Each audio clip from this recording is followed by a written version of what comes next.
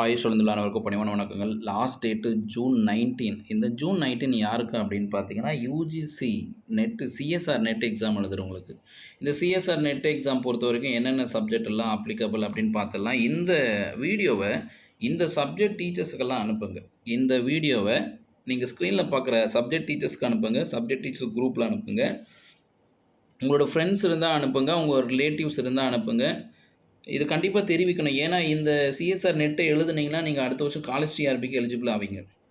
உங்களுக்கு பிஎட்டே தேவையில்ல. மாஸ்டர் டிகிரியில் நீங்கள் 50 மார்க்ஸ் இருந்தாவே போதும். மாஸ்டர் டிகிரியில் நீங்கள் 50% மார்க்ஸ் இருந்தாவே போதும். நீங்கள் சிஎஸ்ஆர் நெட் எக்ஸாம் எழுதலாம். இது 2 நாள் தான் டைம் இருக்குது. 2 நாளில் அப்ளிகேஷன் க்ளோஸ் ஆக போகுது. எப்போவுமே கொஞ்சம் எக்ஸ்டெண்ட் பண்ணுவாங்க. ஆனால் அதை நம்பக்கூடாது. அப்போ என்னென்ன சப்ஜெக்ட் டீச்சர்ஸுக்கெல்லாம் வாய்ப்பு இருக்குது? சார் ஏன் இதை நீங்கள் அதிகமாக சொல்கிறீங்க அப்படின்னா, இந்த சிஎஸ்ஆர் நெட்டை நீங்கள் அடித்து பிடிச்சி குவாலிஃபை ஆகிட்டிங்கன்னா, அடுத்த வருஷம் காலேஜ் டிஆர்பி 3000 வேகன்சி வரப்போகுது. கோர்ட் ஆர்டர் 6 மாதத்துக்குள்ளே இன்னொரு ரெக்ரூட்மெண்ட் வைக்க சொல்லியிருக்காங்க. 6 மாதத்துக்குள்ளே நடக்கிறது கஷ்டம். ஏன்னா நிதிநிலை அறிக்கை அப்படி இருக்குது. இவங்க நிதி பேலன்ஸ் பண்ணுறதுக்கு கஷ்டப்படுறாங்க. இருந்தாலும் கோர்ட் ஆர்டர் அடிப்படையில் இன்னொரு காலேஜ் டிஆர்பி நிச்சயம் இல்லையா? அப்போ இன்னொரு காலேஜ் டிஆர்பி நிச்சயம்னா நாம் நம்மளை தகுதிப்படுத்திக்கிறது தேவைதானே. ஒரு தேர்வு வரும்பொழுது அதற்கான தகுதியை நாம் நிர்ணயித்து வச்சுக்கணும். இது கரெக்டான வீடியோக்கு லைக்கை போட்டு வந்து ஷேர் பண்ணுங்கள். நீங்கள் வீடியோக்கு லைக் போகிறத பொறுத்து தான் இந்த வீடியோட உண்மைத்தன்மை நிறைய பேருக்கு தெரிய வரும்.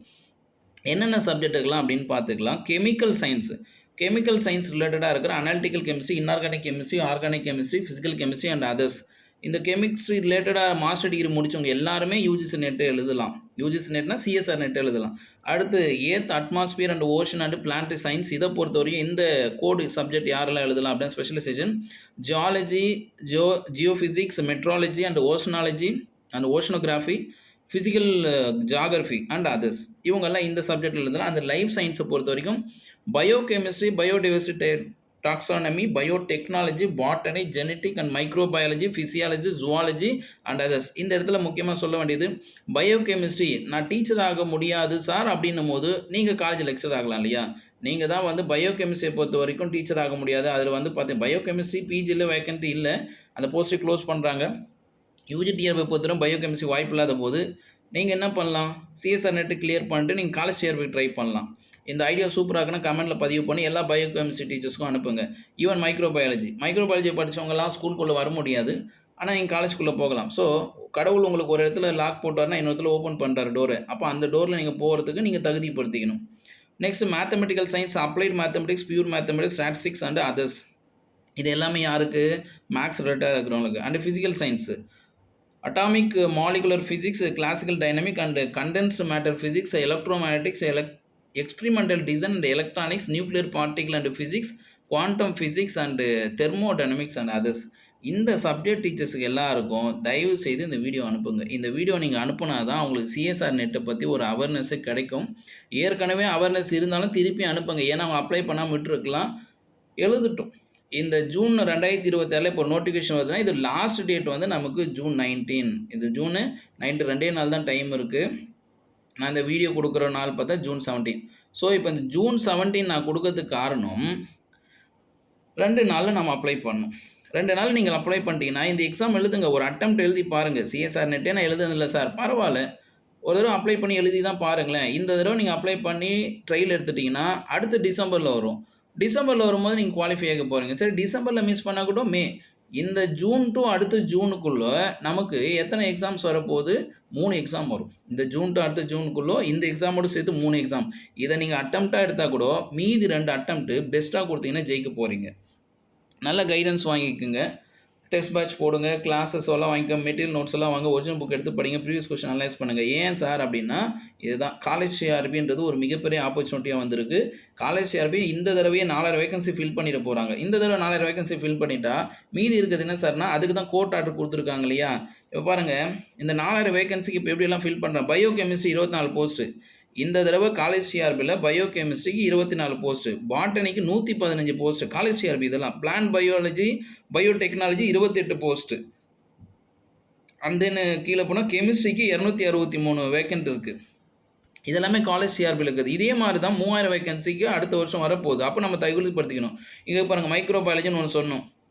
Last time microbiology 32 vacancy, maths 318 vacancy, physics 226 vacancy.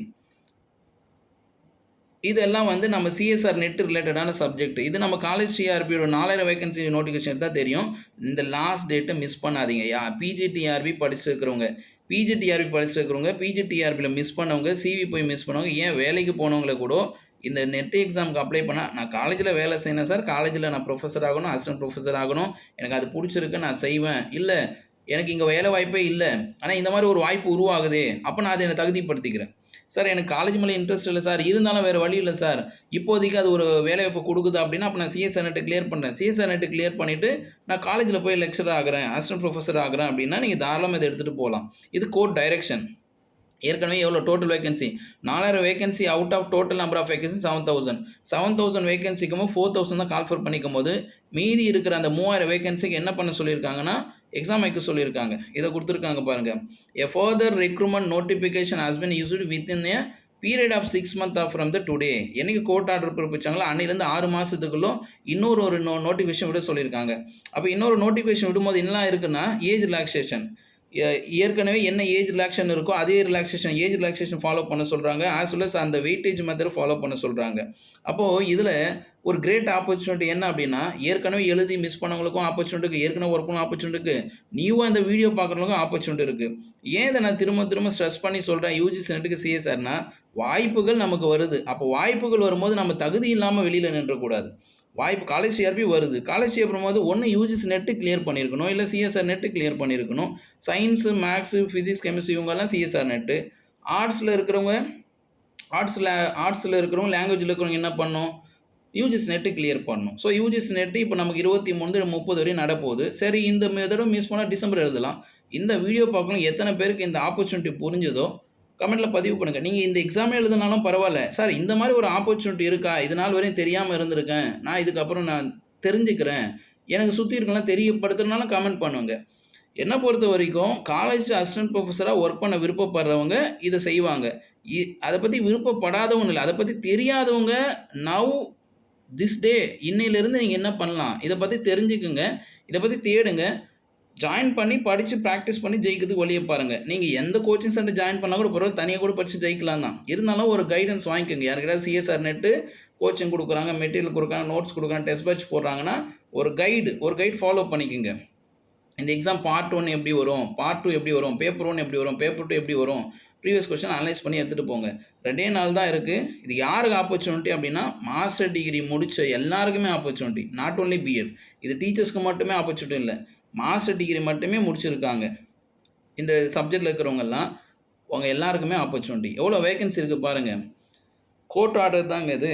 3000 vacancy இன்னொரு ரெக்ரூட்மெண்ட் வர தான் போகுது. இப்போதைக்கு இந்த 4000 வேகன்சி ஃபில் பண்ண போகிறாங்க. இதில் இருக்கிறவங்க இன்னொரு ஆப்பர்ச்சுனிட்டி, இந்த 42,064 பேர், இப்போ 42,064 பேரில் 4000 பேர் செலக்ட் பண்ணிடுறாங்க. அப்போ இன்னும் 28,000 பேர் வெளியில் தான் இருப்பாங்க. அந்த 28,000 பேரும் திரும்ப அந்த 3000 வேகன்சி காம்படேட் பண்ணுவாங்க. இங்கே 4000 பேர் குறையிறாங்கன்னா அந்த 4000 பேர் குறையதில் இந்த சிஎஸ்ஆர் நெட்டை யூஜிசி நெட்டை குவாலிஃபை ஆகிட்டிங்கன்னா நீங்கள் ஒரு காம்படேட்டராக மாறுவீங்க. காம்படேட்டராக மாறும்பொழுது உங்களோட ஹார்ட் ஒர்க்கு, பொட்டென்ஷியல், உங்களுடைய பெஸ்ட்டு அந்த இன்வால்மெண்ட் என்ன ஆகுன்னா கண்டிப்பாக உங்களுக்கு ரிசல்ட்டை நல்லா கொடுக்கும். ட்ரை பண்ணி பாருங்கள். உங்கள் வாழ்க்கையில் கடவுள் ஒரு பாதையை என் வழியாக கூட உருவாக்கி இருக்கலாம்.